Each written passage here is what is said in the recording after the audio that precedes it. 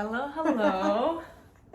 I was just like grabbing my water bottle before this started, but I have it now. We're good to go. Perfect. So this is our episode on getting older with Niloo and Nina. Yeah, so I guess it's been, just over a month since? It's been 30 years since we've been alive. I just turned 30. You're closing in on it as well. I'm turning 30 this year, yeah. Yeah, and it feels like this is kind of the year that we've come through a lot of transitions, a lot of changes, not just in the way that we're living, but I think in our goals and what we want from the future, what's important to us. Yeah. And we thought it'd be cool to do like a little recap episode about, I don't know, what those changes have been and why they've happened. Yeah, it's really funny. I feel like I remember when I turned 27 and I was working at Clearbank, and I just remember like on my birthday I was like in the elevator, and like this guy was like, who I worked with, was like in the elevator as well, and he's like, 27, huh? And I was like, yeah. And he's like, that's a tough year. And I was like, oh, does 28 get better? And he was like, no, it's just all downhill from here.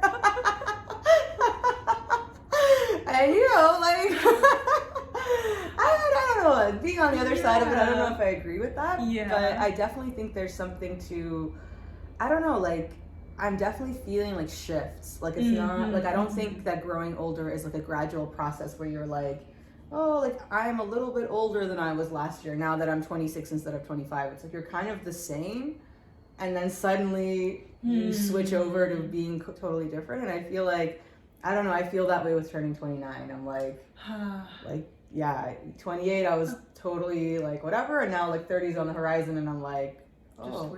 Just wait. It only gets better from there. It only goes up. 27 was the decline. It's like, yeah, 27 to 29 are the worst years of your life. It definitely keeps getting better from there. And it's funny, I feel like for me it's been the opposite, where I don't know, I've never felt this switch of like, oh, I went to bed, I don't know, whatever, 18, I woke up 19, and now there's a big difference. It's always been like, yeah, whatever, I don't know, at some point, if I look back, I can tell the difference, but it's never been like, I woke up different, and now I have different values and different standards. But I feel like you changed a little bit when you turned 30. 30 was my first one, where I was like, I went to bed 29 and woke up a new person at I'm 30. a woman now. Yeah. That was literally my thing. I was like, when does one stop being a girl, and when does one become a woman? I was like, oh shit, this was it. The day you turn 30, you become a woman. They give you a certificate and a February, sweater. Because women are always cold. What was that? Like, this was my mom's sweater. Yeah, I saw a meme that was like, yeah, this sweater belonged to my mother, who was always cold, and like she's giving it to her daughter, who's like becoming a woman, and her mother passed it on to her, and she was never warm a day in her life. And it's real. I feel like I got the coldness in my mid-20s. Like maybe 26, 27 is where I started to feel cold all the time. Oh, it's chilly. I can just bring a scarf with me everywhere. I know. I never understood why my mom was like, just bring a scarf. You never know if you'll get cold. You can throw it around your shoulders. I was like, Mom, that's insane. I would rather be like freezing cold than have a scarf. No, you can pack it anywhere. It's so light. It just folds. You put it in your pocket. You put it in your purse. You can be warm anywhere you go. It just makes me think of like, do you remember in your early 20s where you'd wear like fucking like a short skirt and the high heels and like wait outside the club in like the negative 40 degrees, and you're like, I'm doing this to be cute, and it's like it took stamina to do that. I wore a jacket. You were. My mom was like, that's ridiculous, you can't go out, you're gonna spend like 90% of your time waiting outside, then you coat check, what's the problem? And I was like, I suppose that's it. Man, no, I rebelled against it. I was like, I'm here and I like it and I'm cute right now. And I feel like that part's fine. It's like when you get out, when everybody's trying to get a cab or go home. I usually blacked out before that point. No, I'm kidding. I try not to remember coming out. That's how I... It's like I solved that problem in different, very orthodox ways. But yeah, I feel like we've come such a long way from the people we were in our 20s. Yeah. And just thought it'd be really interesting to talk about really how our perspectives have changed on what I thought were 4 kind of fundamental life categories. And so I thought we could start by talking about how our ideas or goals or relationships to the concept of family has changed. And I'd love to hear if that's been on your mind. And that can be family, like maybe your parents and where you come from. Maybe that's family that you want to build. Whatever kind of feels more pressing to you. Yeah, it's, man, I think 2029, 2030, like what is time? Yeah, I definitely would say one of the most interesting things that has happened in I want to say like last maybe year has been kind of seeing my parents get older. And I think, my parents are pretty young. They're like, they had me when they were like in their early 20s. So like, even as I was like, when I was like, I remember my mom being a mom when she was 30. And I'm like, just looking at that now, I'm like, you were my age and I remember you and you were my mom and like, what? Like, this doesn't make any sense. But yeah, I think it's something that I was thinking about a lot earlier this year and kind of like working through is just like, like, yeah, my parents have been young this entire time. And like, suddenly as I'm kind of like, feeling the sense of like, okay, like I feel a switch and it's changing. I feel like now that they're in their 50s, I just feel a switch is like, oh, they are getting older and like I'm starting to notice it and like they're thinking about retirement and like these kinds of things. And I don't know, it's just, yeah, it's been an interesting feeling to deal with. It kind of feels like it faces you with your own mortality a little bit. Like, yeah. And I guess does it, I don't know, change anything in your relationship to them or how you interact with them?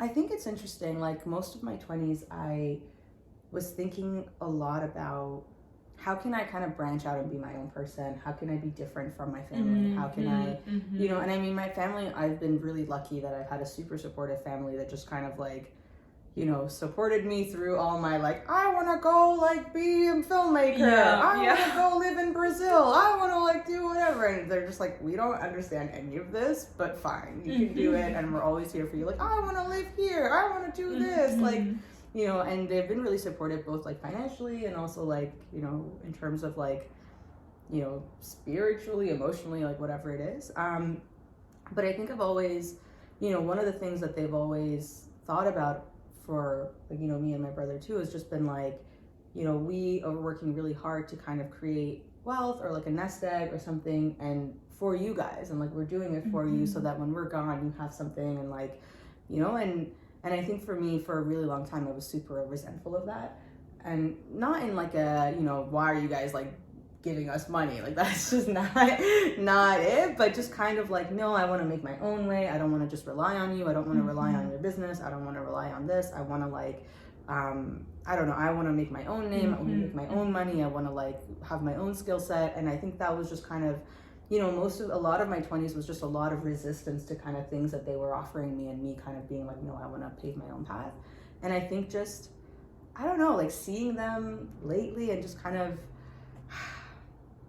yeah, like seeing them recently has just made me really think a lot about that, like switching my perspective that it's not really about me. It's not really about like them being like, you can't take care of yourself, here's this thing so that you can take it. It's like, this is my life's work and this is my life's legacy. And like, I want you to carry it on. And so I think it's just made me think a lot more, like, it's made me feel a lot more like I want to connect to my traditions. I want to spend more time with them. Like we look at old photo albums now and like my dad tells me about like, this is my friend from high school and like, this is what happened and stuff like that. And I think, I think it started with that where I was just kind of like, because I was seeing them get older, because I was also getting older and I was thinking like, okay, what is my family? What is my tradition? What is like things that I want to pass on? And so obviously you're thinking a lot about what comes before you as well. So it started with that, and then just kind of spending more time with them, I saw how important, I was always like, we don't even have any traditions. You guys are working all the time. Why don't we do like whatever? And it's like, no, that's kind of what they wanted to leave behind for you. They put their heart and soul in this thing for you guys. And like, it's like you honoring that tradition and their legacy and their life's work to kind of say, hey, I do want to be involved in this business. I do want to know how you guys manage these things. And I do want to like carry it on. And yeah, I think that's kind of where I am with them. And does that feel like what you mentioned about, taking over the business and something that they put so much of their time and effort towards, where it's like, okay, maybe we don't have the traditional traditions, but this is the thing that you've like built and carried with you all the way here. Do you feel like you're excited inherently about that business and to continue it, or is it more just like, no, it's because it's my parents and continuing their legacy, as opposed to like, I love the actual work of this business and that's my life's career and I'd be honored to take that on? Man, I feel like this is an interesting conversation. Like, I think one of the things I've learned this year, and maybe we're just jumping around now, is like just this idea that there isn't one thing that defines you. So even this thing of like, this, what you guys are doing isn't my life's career, so I'm not gonna, I'm not gonna pursue it, or I'm not gonna like it. But it's like, there isn't one thing that you are. Like, you can do other stuff that you like, you can also do this thing that helps your family, and like no one thing kind of has to define you. And I think that's also been a lesson that I've been learning. And what you said that's interesting about like, yeah, we don't have regular traditions, but these are our traditions. Like, I've also been thinking about like, yeah, I feel like I have this idea in my head of like, this is what traditions look like. Why don't we have these traditions? And it's like, can you just not look at those and just see what your actual family, what are the actual things that they're about? What are the actual things that they care about? What are your actual traditions? And so it's been really, I don't know, cool to kind of do that. And I think it just started with being interested in it. And even though I had ideas of like, oh, okay, like this is what I kind of think are traditions, but I don't think we have those, and I'm curious to know. And just, I don't know, spending time with my parents has been like, oh, they're also really receptive to this stuff, and they also really want to share, and I just didn't think that they would. And did you find that was just like a function of getting older, or was it like COVID and spending more time with them? Yeah, it's interesting. Like, I think there was definitely like learning to set boundaries with them. And that was kind of one of the things that I learned in the past year. Is I've always been really close to my family, and like it's been a situation where, like, because you're so close to each other, and like you feel like, oh, like they always have opinions on things that I'm doing, I'm so involved in like what they're doing, and I just felt like, and I think part of my like aggression and resistance towards them felt like they have so much influence over me.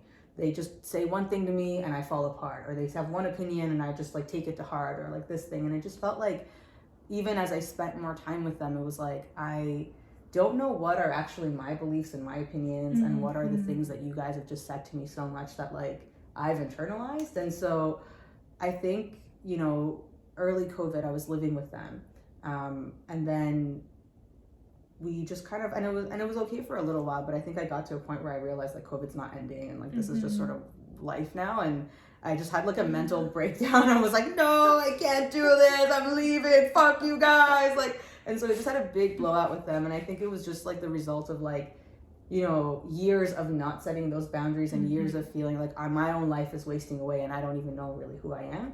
And so, after that experience, I just spent a few months, like maybe a month or two away from them, and I was just thinking like, we need to fix this dynamic. Like this, the way that it is, the way that I'm relating to you guys is not like healthy.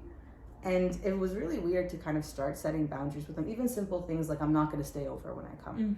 I'm just going to come see you guys, and then I'm going to go back to my house. Or like just setting I'm like not going to call you every single day. I'm only going to call you once a week, or like things like that. And I think there was a period where for them too, it takes time to adjust, and like they felt like, whoa, you're not as close to us anymore, like what's going on, or whatever. And that was a little bit hard to do, but being able to do that shockingly, like I think when I was doing it, I was just thinking like, this is unhealthy, and like I want it to be healthy, and like maybe that means the sacrifice is that we're going to lose a little bit of closeness. But what actually ended up happening is that we ended up becoming more close through that experience. And so now it felt like we could break that dynamic of, you're my parents and I'm your kid, and like everything that we do is in this kind of like, you're telling me what to do and I'm like rebelling against you, and like we're just seeing each other in that lens. Like you're just seeing me as the petulant kid, and I'm just seeing you as the parent who doesn't get it, and like that's just how we relate to each other.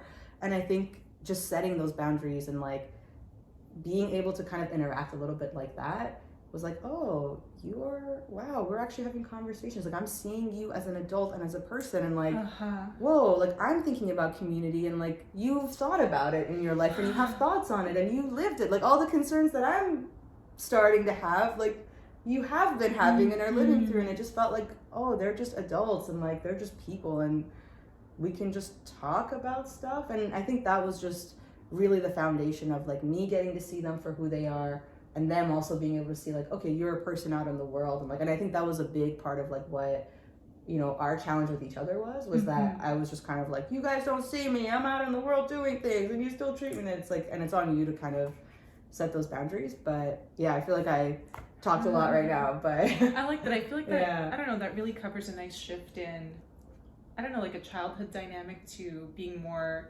curious and intentional about it to actually making that change and what came out after it. Yeah. And I think it was one of those things where all these things were kind of spiraling on each other, where it was like, okay, first we set the boundaries, then we kind of have more conversations where it's like, oh, I'm starting to think about these in my own life. I talk to them, I learn more about their perspective, and it's like, oh, you actually care about these things. You're not just like mom who does stuff. Like you actually have questions. You think about your spirituality. You think about community. You think about friendship. You think about, you know, whatever, traditions, like all these kinds of things. And that was what kind of led me to like, oh, okay, I actually do want to learn more about my, what are we about? What are our traditions? What do you care about? And like, not in this like very like formal way of like, what do you care about? What do you, but just by virtue of spending time with them, it felt like, oh, I'm actually starting to get to know them as people. And that's been a really cool experience. I like that. Yeah, I find it's been interesting. Like for me, it feels like I've always felt this way. This isn't a new change, but I know it's been like in the past 3 months, 4 months. Whoa, it's recent. Yeah, because like I think these are conversations we've just started having, not like in the past. Like when we first met each other, we weren't thinking about these things, or these weren't our concerns. And I just remember like, yeah, recently getting a whole lot more involved with like, what is my family's background? Like, yes, we're Bulgarian, but what did my grandpa do? What did your neighbors look like? How did community look like in Bulgaria and where we grew up? And even going beyond like mom and dad levels of interaction to like, okay, what about just even the people who came before us? What is that like? And I remember one thing that kicked it off was like a story that my mom told me about a friend of ours who was like having trouble conceiving, and she was like, yeah, I ended up reaching out to my mom because we have like my grandma, my mom's mom, and we have this whole history of like herb lore or like working with herbs, whatever, through the female side of my family. And they like packaged up some remedy, whatever, mailed it to this woman, and she ended up having like 2 kids immediately after. Wow. And obviously, like, you know, you can't directly correlate, be like, this was the magic thing, but also I think whether it's placebo, whether it was unrelated, it was still like she got the herbs very shortly after she got pregnant. And so I was like, that's so interesting. Like, I didn't know this was a part of our history or a thing that's been handed down through generations. And right now, like, because there was, I don't know if like my cousins weren't interested or just there was no one around to kind of pick up that tradition, it went to a male member of the family, and I was like, oh, I'd actually love to like learn about that, and I'd love to know more about this thing. So they practiced this through generations of your family. Yeah, this kind of medicine, herbal medicine. Yes, and it's been like just written down in this book somewhere. Wow. I was like, oh, can I get a copy of that book? Can you tell like it? They handwritten it. I think so. It's just like a literally passed down through generations, and it used to be what is it, like not folklore, but when you oral storytelling. So my mom was like, yeah, a lot of it is just like literally you passed it down through stories. It's not even written down to be like, here's an instruction manual, 3 teaspoons of paprika, whatever. That's so cool that it's passed down through stories. I think that's really cool. So like they have stories of like situations, like kind of like what you mentioned. And they'd be like, yeah, so you, I don't know, whatever, you gather like linden leaves and you mix it with summer savory and blah, blah, like whatever, this kind of recipe that you don't keep record of like this, but you just kind of pass on. Wow, that's so and my mom cool. was saying like a lot of the herbs have I don't know, like become really rare or hard to find, so a lot of these recipes like aren't even really makeable anymore. But I was like, oh, that's one thing that like this has been true for as long as I've been alive, but I just never knew that it was a thing that existed or that I could connect to. Wow. And so I think that's been really cool, is just thinking like less about the future and more about the past and where we come from, and like, I don't know, this kind of thread that ties us to what came before, not just like, how do I make my own path? How do I separate myself from all these things that feel like dead weight that just hold me back, that like, I don't even know why they're here. I don't know why I have to deal with it. I don't know why it's my problem. So if I can just like cut that cord, I can move forward so much more quickly and so much lighter. To be like, no, what actually, how did I get here? Who are the people that brought me here? What are the stories that kind of shaped who we are as people and what our values are, et cetera, et cetera. So I think that's been one really cool big picture shift in terms of family. And then I think on a smaller level, it's just been kind of like what you said, being more of an adult around my parents. Yeah. And I was with them for on and off like a year and a half, I want to say. And I mean, like, I was 28, 29 at the time, and was like, this is like wild. I don't know how to relate This to is you. wild. Why am I here? What is going on? This is wild. And it's like, on the one hand, great, I'm so lucky to have this be an option and that I can stay with you guys. But on the other hand, it's like, I'm in your house and I feel like I have to respect your rules, but I'm also an adult in my own right. And I feel like I just have to kind of be like this and not trample on you, and then you don't trample on me. And one thing that my parents have always said, like, since I was growing up, is like, oh, you're so sensitive. Like, you're so sensitive about everything we say. So I'm like, I just won't react. It's fine. I hate this. I hate this. And just like you said, learning kind of how to set boundaries, or how to be like, you know what? I don't want to talk about this. I understand that maybe for you it's not a big deal, but for me it just like grates on me. So let's just not have this conversation. Yeah. And being able to say that in a way where before, if I said it, it would be like in a fume silently, explode kind of situation. Classic. Yeah, you know, that's my go-to. And it was just being like, no, I don't have to be angry to say this. I just know I don't like this conversation. I can let you know now, and we can move on to something else without it being this like big ordeal that it turns into. And so I think just being able to handle more situations like that, and being able to see my parents as adults and be like, I understand how you came to this opinion, but I just don't agree with like the facts that you're working with. Right. Different things are important to me, which gives me a different conclusion, and like that's fine. It doesn't have to be a personal thing, but I can also recognize that just because you're my parents doesn't mean you're right, or that your opinion sort of like supersedes. I think that's exactly it too, where it's like, you feel like you're their opinion or whatever they think. It's sort of like, and I mean they bring that attitude too of like, we're your parents, we know better than you, like let us tell you what's going on. And it's just like, no, you don't. I too am a person. How did you find the process of setting boundaries with your parents while you were living with them? Because I found for me that was very challenging, and a lot of the ability to set boundaries came with having physical space from them. Same. Yeah, I think at home it was really hard. I honestly don't know if I managed to do that. I think it was more where the idea started to come of like, wait, I'm not okay with this, and can I do anything about it? I can. There are things I can do. I don't have to just like sulk or fume or sort of be like passive aggressive with how I feel about it. And then when I moved out, I was like, oh yeah, I can just tell you like, hey, please don't do that, or you know, these are kind of the rules of my household, which might be different from yours, but like, you know, while you're in my place, I just kind of need that respect for myself, my place, and my rules. And I think it literally was having that physical space and being like, okay, you're in my home now. And just like when I'm in your home, I respect your rules and can sort of like, I don't know, work around what your expectations are. I also want the same for when you're in my house. And then I think once you can have that different dynamic, it's like, oh, okay, when I come to your place now, that can also come with me, and I don't have to just like lose all those things that we put into place as we got space from each other. Yeah. And how did you find, or I guess how are you finding your family responding to the boundaries that you set? Yeah, really well. I mean, definitely like the time that sticks out to me that I think was the clearest like application of boundaries was, I remember my parents came over when I first moved into my new place, and immediately got very hands-on with like fixing things and cleaning things and moving things. And I was like, that's okay, they're just trying to help. Like, this is their way of showing they love you. It's just doing work for you so you don't have to do it. It's like, yeah, maybe I would have liked to do that. Maybe I would have liked to make those choices of where things go. But you know what? That's fine. I just accept the care that you're giving me. And so my mom had taken down the shower curtain to like iron it out or something, to like get rid of the cream. Yeah, I know. That's a different conversation for a different day. That's gonna be its own episode. Yeah. But it was like really sweet. I was like, okay, sure, fine, that's great, thank you. It's creased from the package, cool. Yeah.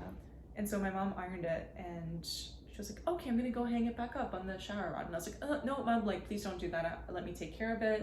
If you want to just have coffee with Dad in the kitchen, like, please just leave it. And she was like, no, I'm gonna go do it. And I was like, Mom, please don't. Like, I'm asking you, do not do it. You're not doing me a favor. I'm not just being stubborn and being like, no, I want to, but I just don't know. I don't want you to do this. Yeah. And she was like, oh, okay. And so I went to the kitchen and had the coffee with my dad. And then after 2 minutes, we just hear like this crash and clang and like things falling in the bathroom. And immediately, like, I knew what had happened, which is why I told my mom to like not do it. And we went into the bathroom and like, yeah, my mom was like standing in the tub just holding the shower rod, which had fallen off. Caught in the act. And like the curtain had fallen, all the rings had fallen, like half the shower curtain rod had fallen out. And I just remember, I don't know, I think a lot of the time for me it's like, okay, let me think about how to say this. Is this the right time to say it? But in that moment I was just like, Mom, this is why I asked you not to do this. Like, when I tell you not to do something, please don't do it out of respect for me and what I'm telling you. I know you thought you were doing something helpful. This is really easy to fix. Honestly, not a big deal. But this is like, I know how things in my house work. And I'm telling you these things for a reason. So when you just override me, it's really frustrating to me. And when things like this happen, it just makes me feel like you don't listen to me and you don't respect what I'm saying. Yeah. So moving forward, I really need you and Dad to like listen to me when I say things. And not just do what you think is best and ignore what I'm saying to you. Yeah. And so that was definitely like, I'd never spoken to my parents like that before. My dad just kind of laughed, I think, because it wasn't directed at him. My mom was like, still holding the shower curtain rod. And she was just like, and I was like, yeah, okay, so. And I was like quite angry, but I was like, yeah, don't worry about the rod. Like, I'll fix it. It's fine. I put it up once. It's annoying, but it's not a big deal. But anyway, like, yeah, I really do mean what I said. Yeah. And so it took maybe like a day for her to kind of, I think, process like, oh, she talked to me in this strict way, but also like she did tell me that, and also it's not a bad thing that she's saying, and I did do that, but oh, I've never heard that. And then I think that really did change our dynamic a little bit, to just be like, oh, okay, I can respect a little bit more when Nina says no, and listen to her a little bit more like an adult and less like my child being petulant. It's so funny because you think like, I don't know, at least in my experience, I feel like, you know, there's definitely times where you like have tantrums, or like, I mean, maybe you don't. Maybe I feel like I'm a problem child. Like, I was just like, fuck you, Mom and Dad, like just like yelling and fighting and just maybe being disrespectful or whatever. But I think in a way it's almost more jarring for them when something like this happens, because it's not like, oh, she's just being rude, or like, stop talking to me like that or whatever. But it's like, oh, you're an adult and you like it's like a dynamic shift, right? Even though it's like, no, I'm being really reasonable with what I'm saying to you, and it's not a big deal. But yeah, I really think so. Like, if for you it was more on the tantrum spectrum, for me it was like the silent fuming for years, and then for years since I was 14, this has been been fuming nonstop since I was 14. It's just been building slowly into this like explosion of tears and like crying and whatever, like being very upset. So I think you're right that it's like, oh, this is just a reasonable but strong kind of line being set, and it's not just like an emotional outburst that I can kind of be like, okay, she's going through a lot of feelings right now, and I can just kind of there right with her. And I find what's interesting too is like, there's so many things with my family that I just not took for granted, but like felt like, oh, if these are my concerns, they probably don't have these concerns, or they don't care about these same things, or they're not going to respond well to what I'm going to do. And it's been so shocking to see how much they respond well to those things. Like, even like, I feel like even around like traditions, like that was something that I was like, oh, like this is interesting to me now, I want to know about it, whatever. And they kind of, you know, like I always thought like they don't really care about that stuff. Like they, you know, we came here, like we don't really, like we celebrate Persian New Year, but like both of my parents are very like work oriented. So it's not like they never made a big show out of it. They never really like did any kind of thing. And then we don't really do Christmas, and it just was like, oh, we don't really celebrate anything, we don't really do anything. And I always thought like they don't care about our traditions, or like, you know, we have our family back in Iran and they don't really like, they're here now and they're doing this thing and everything. And so I remember when I wanted to bring up, oh, I think we should have traditions, or I think we should, you know, try to like, you know, I don't know, start Persian New Year again, or start doing things, or like I want to learn more about things, or I want to learn Persian poetry, or I want to do like these kinds of things.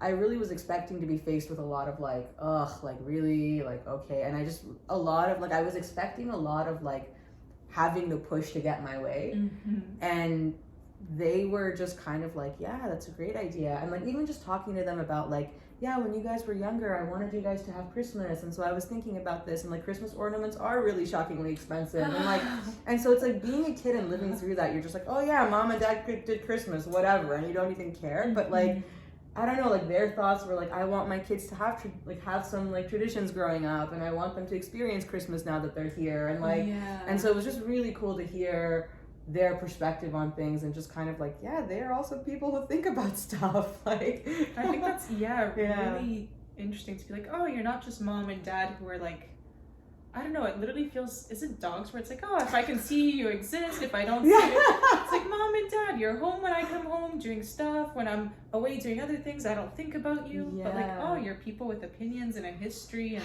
things you think about. Yeah, and I think it's one of those things too that I've been thinking about a lot, where I think when you're in a family, it almost feels like, yes, you're very close, but because you know each other inside of these really rigid roles and like inside of these like very rigid contexts, you actually don't know each other well, or like, and I think for me and my family, it's always been really like, we're, you know, inside, like my brother, like I have no idea who his friends are, or like what he's like outside, and like inside the house he's a very particular way, same with me, same with my parents. And so it feels like what's been really cool about kind of getting older and like seeing my parents get older, bringing a lot of these traditions back, and like also feeling like I'm old enough that I want to share my life with them. It's been really cool. Like this year we did Persian New Year. Yeah, we did. Like this past weekend, and we never did anything like where we invited people or did anything. We just like set the table and like took some photos, and it never really meant anything. And this year I was like, Mom, I really want to like do a tradition. I want to like, we'll invite Nina, we'll invite my brother's friends, we'll invite this cousin that we have who's here that we've just like, it's a long lost relative or whatever. And what was really cool about that experience was just seeing all the different parts of our lives come together. And it felt like my parents are being introduced to my life with Nina, we're being introduced to my brother and his friend and their life, and not just their life, but just how do you carry yourself in environments where your friends are there, or where like, you know, and it just felt like seeing my dad and how he handles himself at a party with people, and it was just kind of like such a beautiful mix of like, oh, this is my full life, and you guys are seeing my full life, I'm seeing your full life, I'm seeing my brother's full life, and like it's all coming together, and we're all being our full selves around each other, and it's not just this thing of like, oh yeah, when he comes to hang out with us, he has his head in his phone, and we don't have any idea who he is as a person, and it's like, oh, he's really like, you know, talkative, and he like makes really like snarky jokes or whatever it is, or he's like, or he thinks about these things, or this is a dynamic he has with his friends, and it just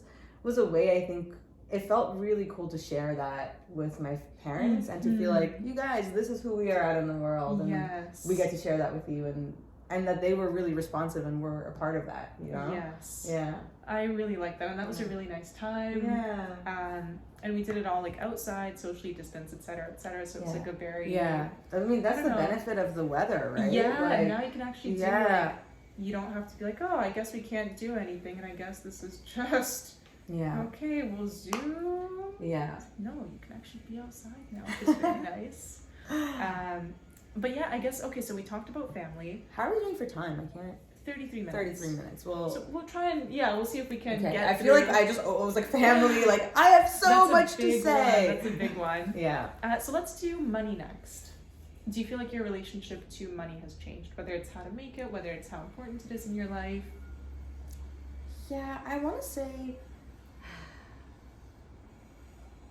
yes.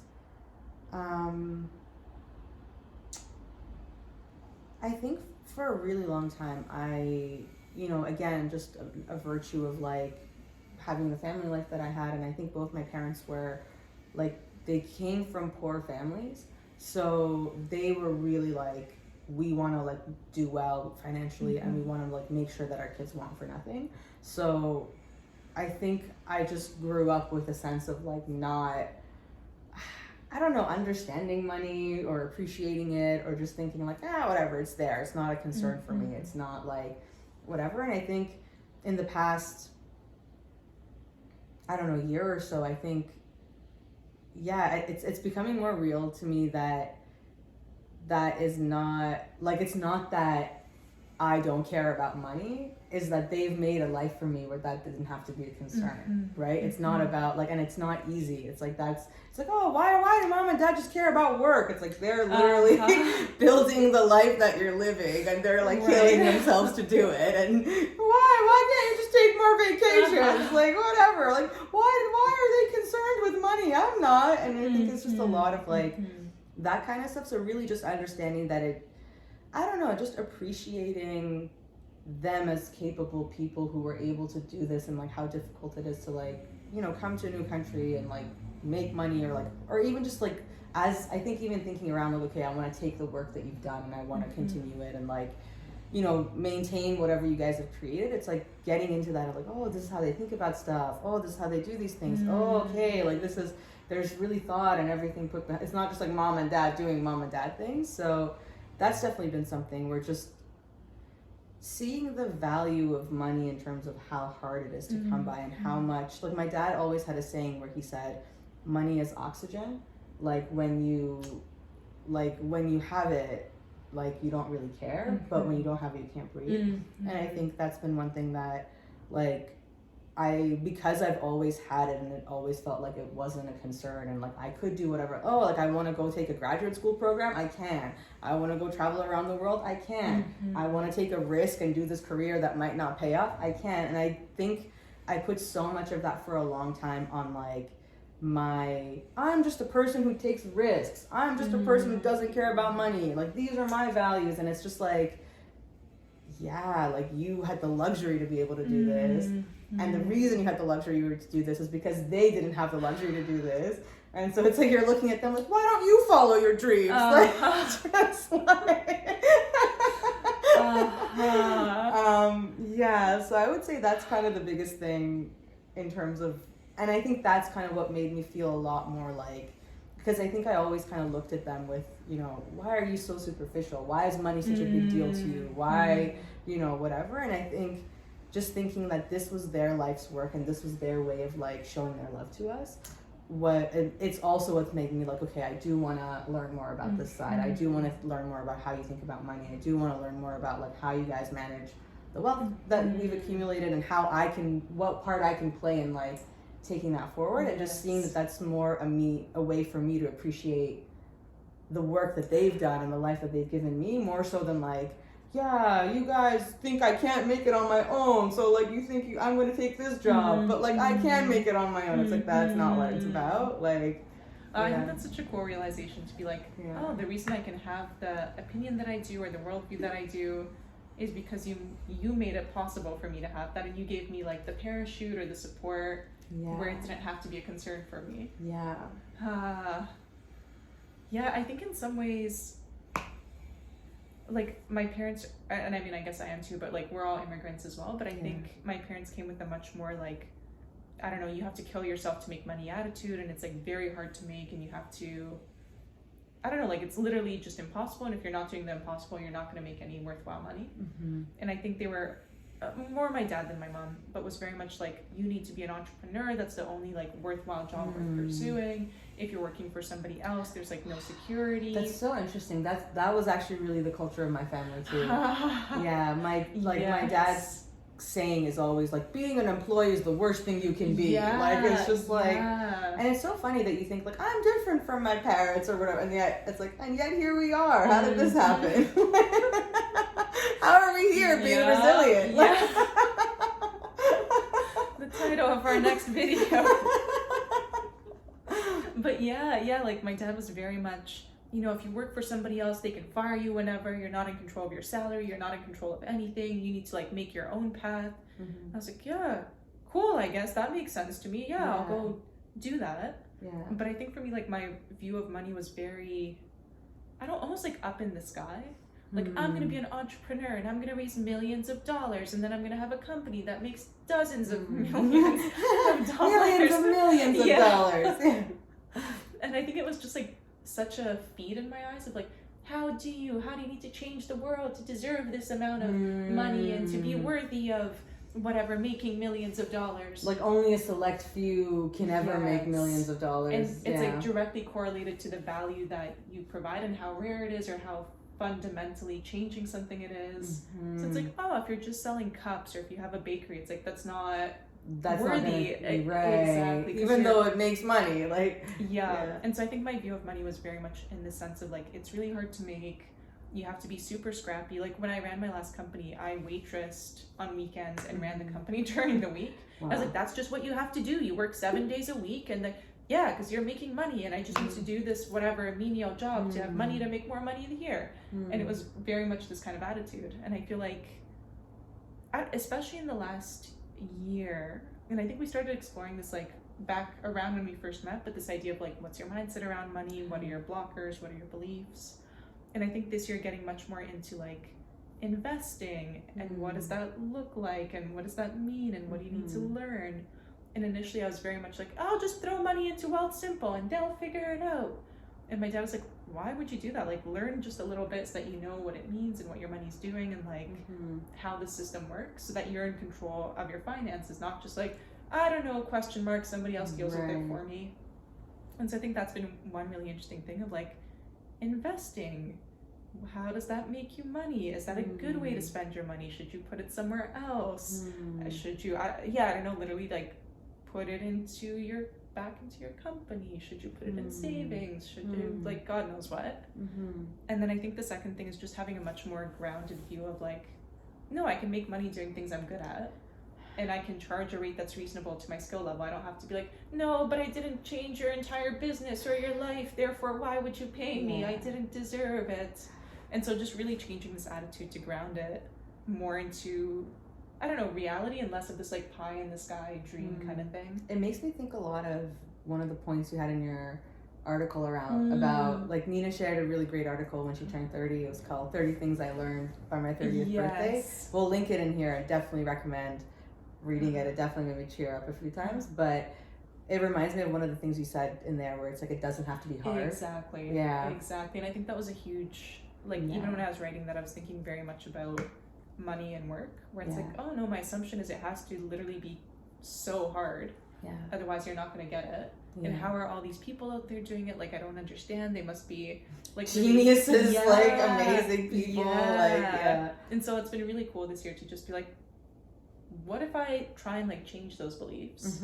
And what if I don't know, just try and ground that a lot more. And I even remember like when my parents used to visit Bulgaria every year without, like either they'd go with me or my brother.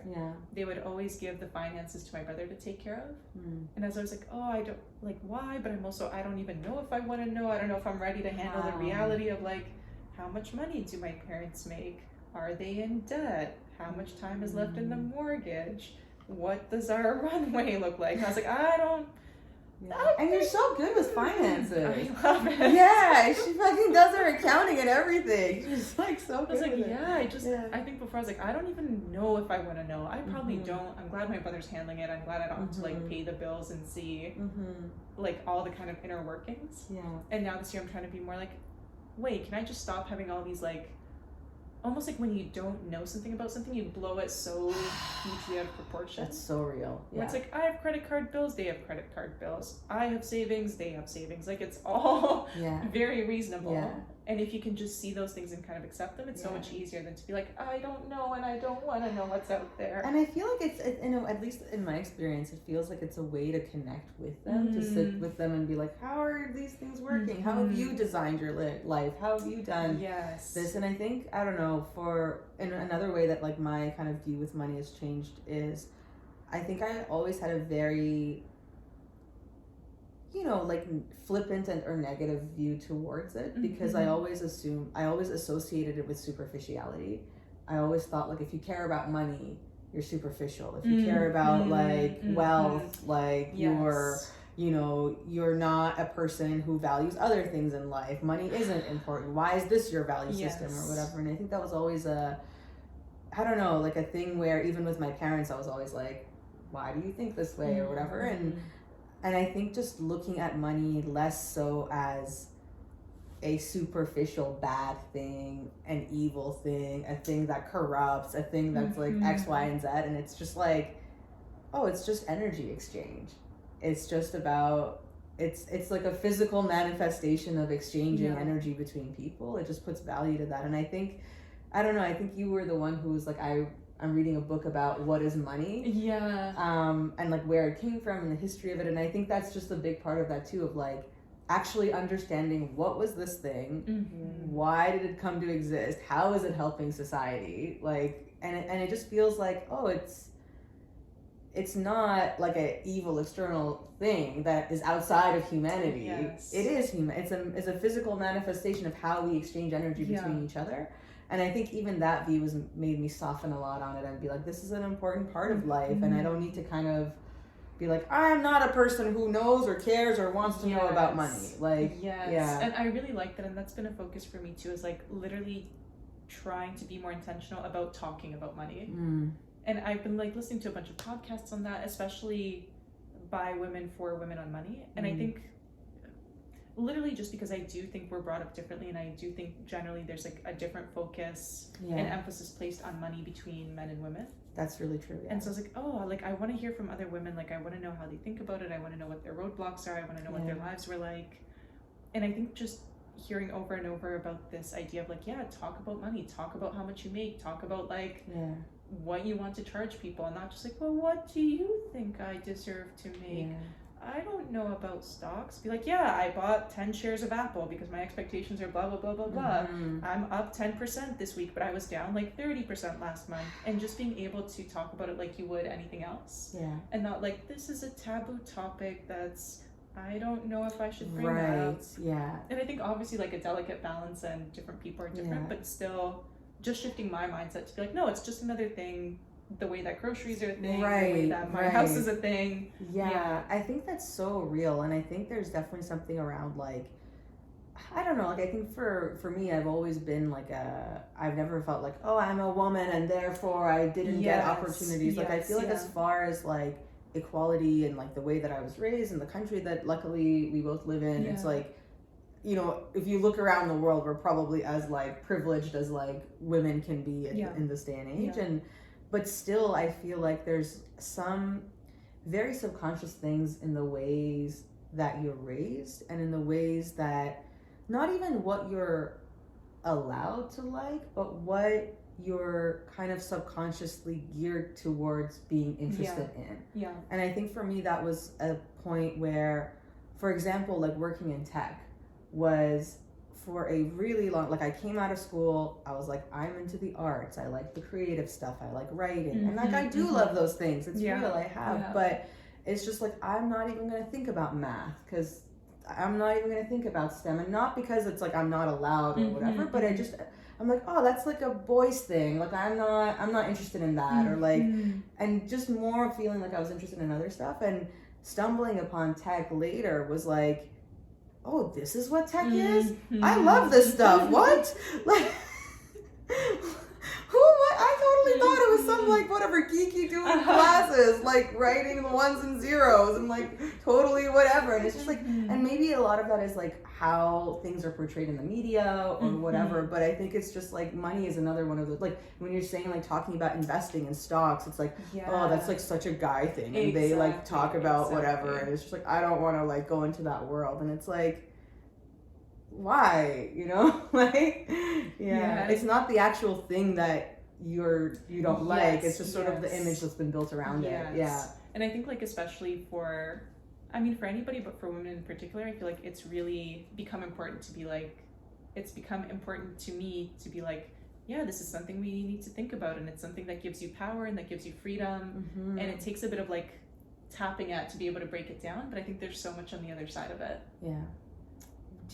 I'm very curious to know, because it sounds like you're, I don't know, like changing your relationship with money has been a big part of the last few years for you. What is, if you had to say like one kind of takeaway, or maybe something new that you've learned, or maybe what is your viewpoint on money now? How about that? I feel like I'm still in this like sort of turning the gears phase where I'm like, I'm waiting for that breakthrough, that like crack to be able to come out on the other side. So I feel like I'm still in this thing of like, I have ideas, I'm thinking new thoughts, but my actions aren't quite, like I'm just doing little things. Like, yes, I opened an investment account. Yes, I put money into it. Yes, I bought some ETFs and some stocks, and I know the difference between like the things that I bought. But I think at the same time, I don't know, thinking of myself as a professional and making money as a business and scaling like in that sort of way, I still feel like, wait, how do you, like, what is the first way in? How do you, but I'd say like the biggest kind of takeaway is, I don't know, like, I think it's about taboo and shame again, but sort of like how Brene Brown talks about, I don't know, just being able to talk about things and how that lifts the veil from them and that makes them more accessible to you. And so I think before it was very much like money, mental gymnastics, don't need to think about it, it's not a thing I have to actually dig into. And now being like, oh, let me see what's up. Let me actually like look at it kind of straight in the eyes and see what I can see, instead of being like, oh no, it's here, but I'm like, what was that quote from Women Who Run with the Wolves that said something like, you have to be like stand to look at things, like you have to brave enough to look at things, like face things, something like that. Yeah, something like, be able to stand what you see, or like so like it's not only seeing it, but being able to deal with whatever it is that you are actually seeing. And I think that's really, really it, and that's been such a huge part of my relationship to money too. It's so interesting because I remember when you first were starting to kind of think about these things, maybe it was around this time last year, a little bit later, I want to say. God, who knows? Maybe it was 15 years ago. Who knows? Like, I'm like, I remember being at a streetcar stop. Does that mean COVID or not COVID? I don't remember. And I just remember like when you shared that the first podcast that we listened to was a Melissa Griffin podcast on summer 2019. Yeah. Wow, that early. Yeah, because I was listening to it outside while we were doing live guided meditations. Oh. Yeah. Wow. Or no, sorry. 2020. 2020. That makes more sense. Okay. That makes way more sense. I'm like, great. I barely knew you in 2019. Like, great. Yeah. 2020. Yeah. And I remember when you shared the pod. So, we'll share a link to the podcast. 100% recommend listening to it. Transformational. Yeah. And I remember when you shared that with me, I kind of thought like, oh, okay, like, I think you said this is really cool. Like, it unlocked so many things for me, and I'm so curious for you to listen to it and let me know what, if anything, it sparks for you. And I think I just kind of was like, I don't really have any thoughts or a relationship with money. I don't really, it's not really a concern for me. And like, I'll listen to it because you said it, and like, I want to listen to it and give you feedback. And it was so interesting to listen to it and see what it actually brought up, and how much it actually dealt with this thing of women thinking money is not a thing for me, and just reframing. You know, it's like, oh, money's not a thing for me, and it's like, oh, would I like to be able to, you know, take care of my parents, like build a home for myself, use my, you know, abundance to like help other people, like and it was all these things that were all my dreams, and they were like beautiful, amazing things, and it's like, oh, they don't happen out of thin air. That to be able to do this, you need money, but it's like, I don't need to know about how that happens or what is that, like, it can just be there or do its own thing. And it's like, well, you're not going to face the thing that is going to make all the things that you want to do possible, right? And so it was just really interesting how much that podcast dealt with, like, as women, you're like, it's kind of like the nice thing or the normal thing or the default thing, let's say, to say, that's not really, it's not a concern for me. Yes. And then to just kind of like close that and to unpack that and to see what's underneath the, it's not a concern for me. And so it actually ended up being such a transformational podcast for me too. So highly recommend. Yeah, we'll definitely share that.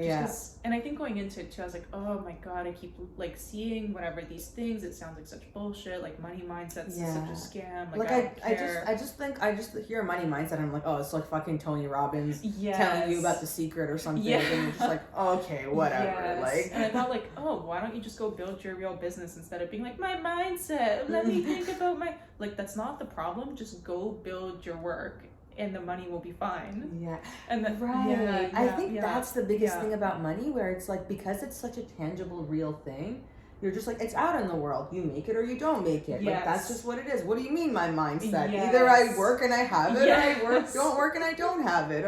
And it's just like, oh, but how we relate to it shapes so much of how it comes into our lives. Like, and I think for me, that was the biggest thing to see. Oh, it's just a physical manifestation of energy and of abundance, and like whatever relationship you have with that just translates to money. Yeah. And I guess we can bounce from this to career, because I feel like that's related in some ways. Oh. And if the way that you think about your career has changed. Loaded question, I know the answer. Wow, we're at an hour. What are we thinking? Do we want to keep going? I think. Finish up all 4? And let's see if we can do like a rapid fire. Okay. Ugh, I feel like I get so nervous at rapid fires. Okay. All right. So the thing that, see now I'm, now I'm like, let me think about rapid fire. I think the biggest thing I've learned in terms of my career is that it doesn't have to be everything. That's huge. Yeah. I think that, and to think about what is work that I enjoy doing rather than who I want to be. And I know that's a huge shift from where you came from when we started the company. Yeah. It's a huge shift from 3 months ago. Yeah, it's okay. That's fair. That's fair. It feels like, it's been a slow and then very rapid unlocking process. And it's been really cool to see that, I think, even from an outside perspective, because I've really noticed how our relationship to it has changed, but specifically for you, like what place it holds in your life and the importance that you put on it. I think for a long time it was just kind of like, I felt very like boxed by work in the sense that if I'm this person, I can only do these things. And like, it's like the limit of what your work is the limit of your identity and the limit of like what you're allowed to do. So it's like, oh, if I'm a startup person, then I can't go write poetry because I'm a startup person and I gotta do startup things. And so because of that, I think I was always looking for the one thing that would give me everything. What is the one type of person that I can be, or the one group or the one thing I can be a part of that like fulfills all of my things. And so it was just like, oh, blockchain, okay, this is it, I love this. Oh, but now it's missing something. Okay, it's not this. Let's go. Oh, okay, film. Okay, let's keep going, keep going. And it's just like same thing. And what's been really cool now is like, you don't have to pick one thing. Like you can just have a job that you do and that you like, but then you also have hobbies that you're passionate about, and you hobbies also are new to us. Hobbies are a new thing. It's like you can like. I think I used to have such a like looking down on hobbies. Like, why don't you just go work? You have hobbies. It means you care. You don't care, but you don't have passions in your life. You have hobbies. It's such a like it was such a negative thing to me for such a long time, because it was just like, oh, it feels so blasé and average, and what, it's just a hobby. Like I remember like looking at whatever Hinge profiles and Bumble, and people would be like, I run, I rock climb. I'd be like, really? You don't like work and do things to improve yourself and the world? Yeah. You run? Wow, okay. Yeah, that's your life, running? Like, So we were in deep. We were very into work life. Yeah, and I think that's just been like having that shift and seeing like, oh, you feel fulfilled, and one thing doesn't have to give you all of the happiness and all the satisfaction. It doesn't have to be everything you're about. Has been a really, really cool shift, and it's just continuing to get better. I love that. Yeah. And I think for me, similar, but a slightly different flavor is that for me, like, or maybe, I don't know, maybe the same for you, but like work was tied to my worth as a person. And it's like, if I'm not doing something so cool and so interesting and so hard and so like life-changing, then like, what is the point of me as a person? I'm not being productive. Like, what? I just read and have hobbies. Yeah, that's exactly. It's like, why am I alive? Like, why am I alive if I'm not changing the world? Like, and I think that's changing a little bit now. And I mean, I've always liked like reading and going for walks and having time alone. Like, I'd say I wanted. This was like, again, and this was in the past few years. I was like, oh, I do want a work-life balance. Whereas with my first company, I was like, every single day I want to wake up and I want to work for this thing, and that's like what I want my life to be. And now it's more like, no, you know what? Like, yeah, it's a very small business right now. It is growing. That is fine. That doesn't make us bad people or unworthy people, or like we're not producing or worthy of being in society. Right. It's just like a different approach, and I love the work that we're doing. So maybe what it means to me can be more important than what it presents to the world or the picture that it paints. And I think it's just been like very, I don't know, relaxing to kind of take that approach and to have that mindset. I think what's interesting too is like in a way it's kind of a catch-22 of like you want, you know, so much to be this kind of like, oh, we're changing the world, we're like world famous, we're doing amazing things, the thing we say are so insightful, we are like the top writer and the top whatever, like and I feel like we are the best startup, like, and I think just that desire and need is so strong that at least for me, I feel like it made me not stick through the tough parts of stuff. And it felt like, oh, okay, like we're not, like, for example, running the business that we're running. It's like, oh, it's still small. Like, we have a small reader base. Like, we're, whatever it is. And it's like, oh, well, we're not making it. This isn't good enough. And so all you do is you're just in that, you just scrap a bunch of new projects. And then, and that feeling like, is like a self-fulfilling prophecy. It's like, oh, I keep doing things and it keeps failing. And it's just like, you need to just give them the space and not put so much pressure on them from the get-go and just kind of allow them to be in whatever, wherever they turn to, and make it more about, and I think that's kind of been a great thing that I'm coming more and more to, is like making it more about, do I like doing this every day? Like just doing, if I like writing and I enjoy it, like I just get to do that every day. It's not about like, oh, like I have to do the one career that like going to this place and getting this thing, and like once I get there, once I do a TED Talk, once I write a novel, once I raise $1 million, then I'll be happy. It's like, no, every day that I get to write, I enjoy that. And work just becomes another thing that's an activity that you like to do. Yes. Yeah. And I think for me too, it's like, I don't know, I just always saw it as I never wanted to develop the skills I needed to be able to do something. I was like, it's only worthy if it's so beyond my skill level and I kill it on the first shot. Yeah, I think that's it. You know what it is, Nina? I'm gonna say the word. I'm gonna say the word that we're both recovering from. Perfectionism. We've come a long way. We've recognized the problem. We're working on it. We're changing our mindset. Yeah. But it's really saying it out loud. I'm like, that's ridiculous. What do you mean?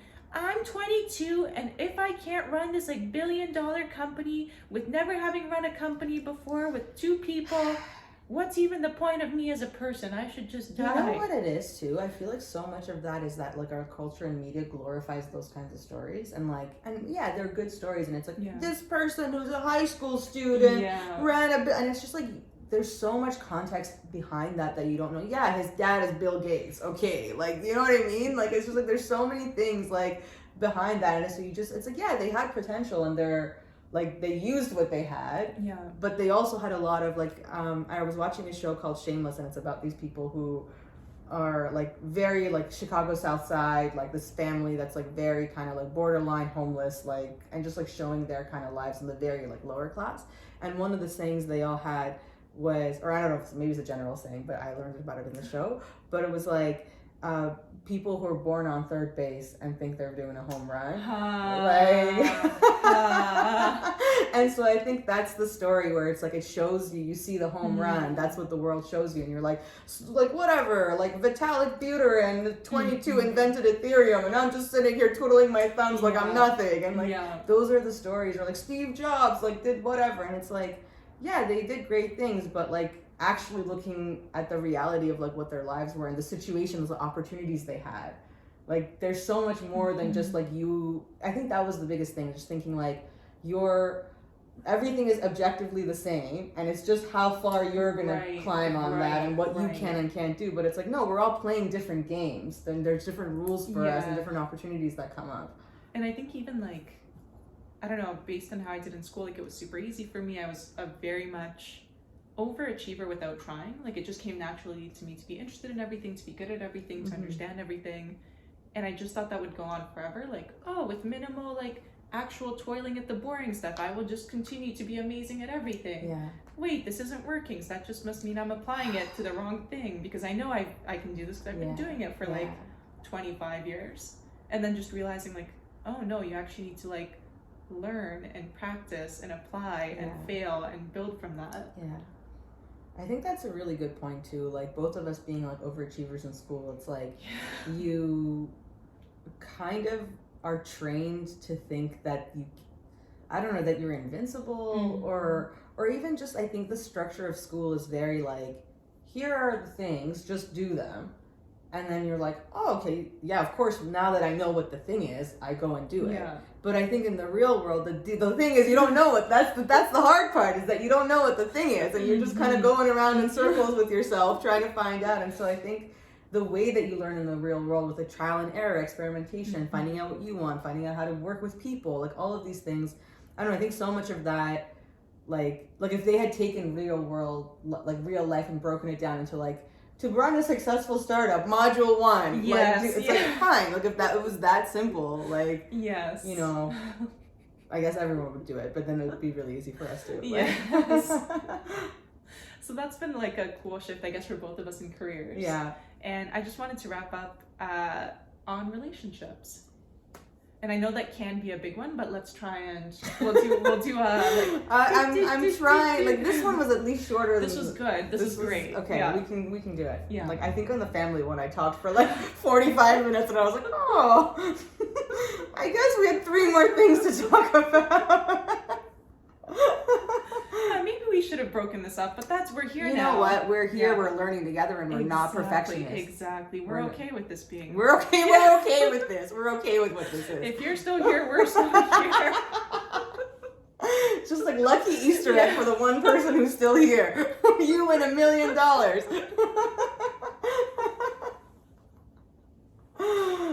Cool. Sorry. Relationships. Oh my God. Okay. Oh, this one is a big one. Yeah, I definitely have been going through a lot of things in terms of relationships over the past few months, and the biggest, I don't know, kind of lesson, I would say, my biggest lesson is that I'm disillusioned now. No, it's not. It's a horrible lesson. That's not. I think in the past, in the very recent past, like I projected a lot of my expectations and kind of like, I don't know, projected a lot of what I thought I wanted somebody to be, and sort of like your hopes and dreams, and like, you know, this idea of, as much as I was like, there's no such thing as the one, but I really, I don't know, believed in it, and it just felt like it's just about finding the right person, and it's also about, and I think I also saw it as like my own failure when a relationship didn't work. And so it was like, okay, like, why can't I make a relationship work? That was like a question that I always had. And it was like, okay, if I'm with this person, I'm gonna try, I'm gonna do everything. And like, and I always remember there was a point where with dating someone, it might be like, it's like, oh, can I trust that they're the one? Are they the one? I'm not gonna trust yet. And then like at a certain point, it's like, okay, they're the one. I'm in. Let's go. And then it's just like the second that happened, everything would fall apart, and you're like, why did I trust them again? And they weren't the one, but I thought that they were the one. And I think for honestly like 5 years, I kept having that problem. And the way that I came out of that situation was like, okay, this person was not the one, and I misread the signals to think that they were the one. So how can I, and so I played around with like, I'm going to wait longer. I'm going to be more attached. I'm going to be less attached. I'm going to like, you know, not have sex earlier. I'm going to like do that. And it's just like all these different things of like how I can, you know, read the signals of if somebody is the one. And I think after this last one, it really just hit me that that's not, the problem isn't when, the problem is that nobody is the one, and that there's never a point where you're like, okay, this is it, it's done now, we're in, it's like every day is like, and I think that's the thing where it's like you're putting that expectation on somebody else, and the minute that you're like, this is the one, you're gonna make me happy, you're gonna give me kids, or we're gonna get married, we're gonna do all the things, and it's just like, the second that the weight of that expectation enters into a relationship, it just like kills it. But then if you're just kind of like, we can get married, we can do things, but I'm not, every day is a new day, and every day I want to see what you bring to the table. That's just been a lesson that has been very, very hardly learned and is still being learned. And I think just lately too, you know, thinking around expectations like this, I think I've also been very like rigid on kind of the life that I want, and just seeing it as like, this person fits into me and my life and my dreams and like all of the things that are important to me. And I think the way that I related to people was so much like, oh, you're not giving me what I want, so you're a bad person, or you don't want to give me what I want, or whatever. And I think it's just very, very recent, literally since like a few days ago, where I'm like, they also have their own dreams, and they're also a person like me that wants their own stuff, and they have like other things going on in their lives. And so I think that's just been really like, I've just taken so many of my relationships, and it's just is like kind of like the orb like turning, and you're like seeing it through a different lens, and you're like, that was what was happening, and he did that because he's dealing with that other thing, and because when he said that thing, he actually wanted it and meant what he was saying, and he's not just trying to fuck with me. What? Like, so I think that's just been, I don't know, interesting and horrible all at once. And God knows if I'm just gonna meet the next person and be like, he's the one, I was wrong, and then just like watch that burn too. Like, who knows? We can go through a few more iterations. I'm literally like, God, I will do whatever you want. Just don't let me go through this again. I'll learn whatever you want me to learn. I'll believe whatever you want me to believe. Just don't let me go through this. I'm done learning. Please, just give me the answers. Man, yeah, relationships have been, I think, a really big change in the past few days, past few minutes. It's just a constantly evolving thing, By the time we publish this video, we'll already have like a new set of frameworks and beliefs. I think for me, like, and it's funny because I think in some ways, like, some parts you know, or in your subconscious, you're like, oh, this is fucked up. Or you're like, no, it's fine, this is how things are done, it's fine. And I think for me, it's been very much on this end of like, I guess like relationships or work.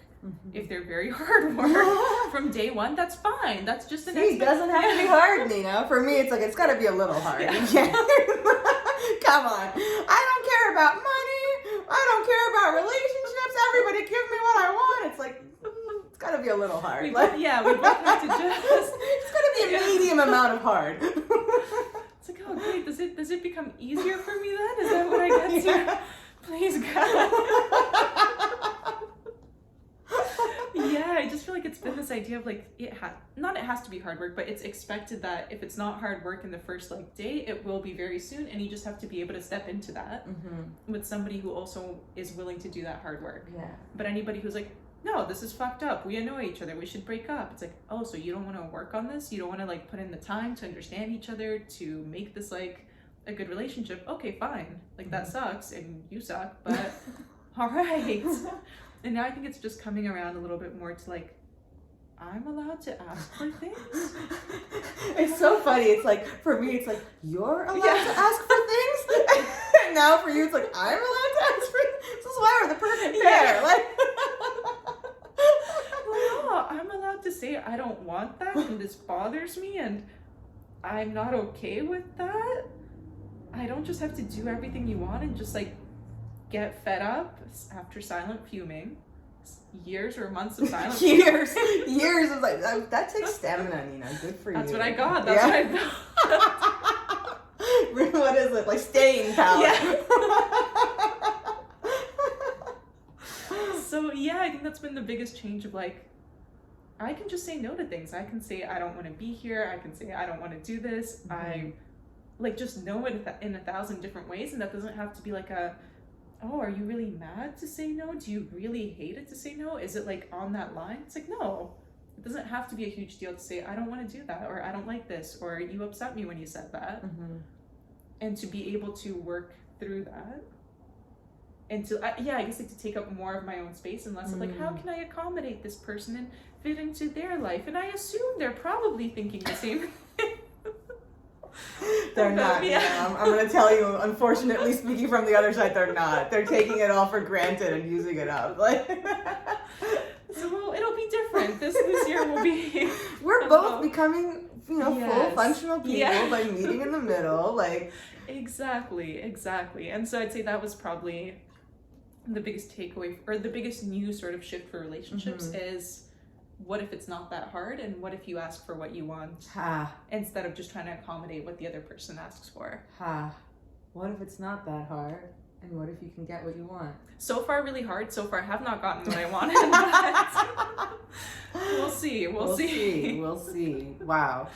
I feel like we should definitely have our own talk on. We should have a full talk on, like a fuller talk. Okay, I don't know who's here still, but kudos to you. Maybe you do deserve $1 million. Like, okay, we're very close to wrapping up. You're so close. Stick it out a little bit longer. I wanted to wrap up with, I know you set the list, the list that you had. So again, we're gonna share the list in the comments. No, not in the comments. In the description. We're gonna share the link to 30 things you learned by the time you were 30. Yeah. And I'm very curious to know, has anything changed from that list since you've tried, like now that you've been 30 for, a good month and a half, like your first month of being, I feel like it's been 6 months. I don't know. Just time is fucked, man. Yeah, it's been like 5 weeks. I'd say it's funny. The biggest kind of takeaway for me is, as much as I feel like I know the things that I wrote, I think applying them still remains hard. And there are days when, it's easy and I don't have to think about it, and I can feel like how long away I've come from being 18, being 25, being 28, even being 29. Yeah. And there's other days where I'm like, I know I shouldn't be doing this, and I'm still doing it. I am literally having the conscious thought of, you should probably not, and I know I'm still gonna.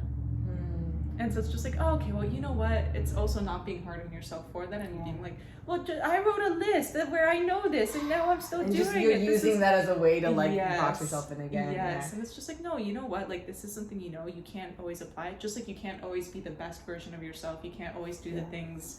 You can't wake up every day at 6 and exercise for 2 hours and eat like healthy and also go for a walk and whatever. It's like a give and take and a mix of up and down. Yeah, I think I want to share a quote that I saw on Instagram or something like that, but it was like, even when you're putting yourself down for when you recognize that you're living a pattern, right? And you're just like, oh, God, I'm living this pattern again. Why am I doing it? Take a moment to recognize that the fact that you can recognize the pattern is already such a step forward. And at least you're not in the place where you're living that pattern and you're thinking it's reality. And it's sort of like, all right, you know what? I'm going to give myself this credit and say that maybe I'm not at the place where I can break it, but I can at least recognize it and I can know that it's there. And I think there was another piece that a good friend of ours, Sam, told me, it wasn't a piece, it was just something he said. It was something he said to me from his own mind. But he said something like, this act of striving for balance, even being in balance for too long is not a state of balance. Balance is kind of you're not in the same place. It's kind of you're moving a little bit. You're not just this, or you're not just this. You're I'm a little bit, now I'm a little bit towards this side. Then I come here. And the overall act of that is balance. And even just sticking in one place that is dead center balance is in itself not a balanced state. Yes, I love that so much. Yeah, so I think just hearing that was such a oh wow, I can totally see it. Just, you need a little fluidity to feel oh, I can move, I can breathe. Now it's this was my morning routine and it's perfect. Now I'll do it for the rest of my life. It's then it becomes the worst thing in the world and you want to kill yourself, right? It's you just give yourself now I want to sleep in a little bit. And that feels good. Okay, now I want to wake up again early. And it's it's just this game that we keep playing, right? Yes. There's no end goal. Yeah, and sometimes it'll be fucked up and it'll be out of balance. And it's that's fine. And another time I'll be super good for a while. And other times it'll be balanced. And it's, I don't know, it's all kind of fine. And I really like what you said, where it's the difference is not just being I don't know what's happening and why do the same things, okay, I'm doing that thing that I do again. All right, well, probably the same thing will happen, but I know kind of the pieces going into it. Yeah. And that's already a lot further. Yeah. than I came before. And I think it's one of those things too where a lot of times when we see that in other people, we're like, oh, he's doing that thing that he does, and like that's okay, and like he won't do it next time. But I think with ourselves, like, how could I not be perfect all the time and do like, why I don't even deserve to live? And it's just like, what do you mean? Like, yes, you're just a person doing things and living. You didn't kill anyone. Like, chill. Yeah. And I guess that's a great place to wrap up on. I just wanted to know if there's any one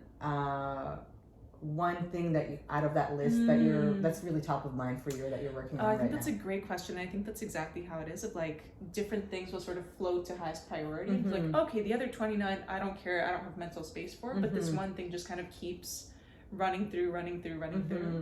And I'd say, I mean, even if you couldn't tell based on this conversation, I have one guess, but let's see. I'd say it probably is, it doesn't have to be hard. And that's like whether it's making money, whether it's relationships. God. Fuck everybody who ever dated us. No, I'm just sorry. Like, no, you guys are all fine. It's fine. You're fine. You're people Everything's too. fine. You have opinions, you have thoughts. That's you learning. You're all people too. Yeah, I guess. I've said it before and I didn't quite. Yeah. Just I guess you were. You had like faces and bodies and shit, but I didn't really think much beyond that.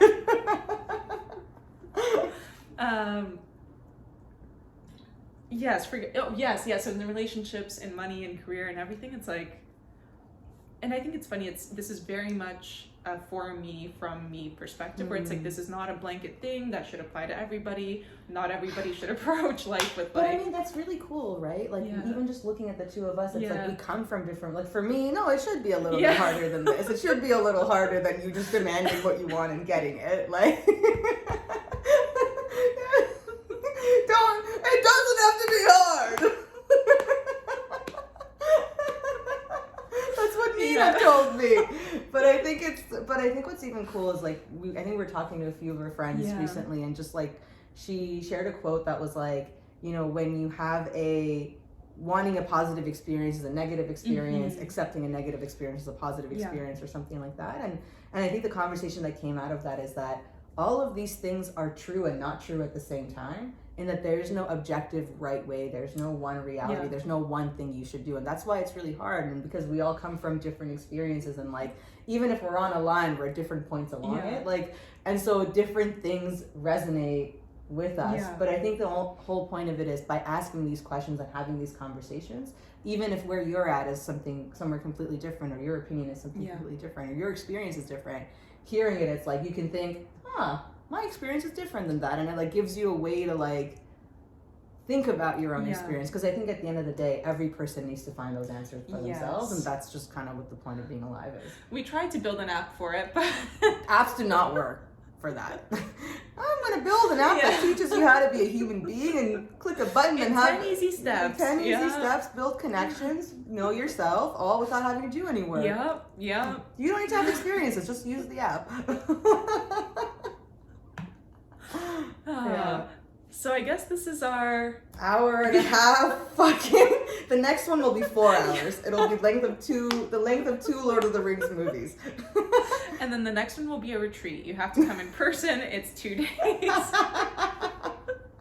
And you just hear us talk nonstop. Forever. I just imagine those like dystopian things where there's like the giant TVs, just our faces like they're like fucking pedaling on bikes, and just like our faces like. We just want to be cult leaders. That's really the end of this. But everybody's drinking Soylent. Everybody's eating like vegan food. Just wearing those like white, like shapeless, like tunics. Like. And just at the same time, we're like, this is Nina and Niloo. Welcome to our 3 p.m. service. We should do a retreat like that. Next business. All right, I guess thanks for tuning in, and we'll see you 2 weeks from now. Bye.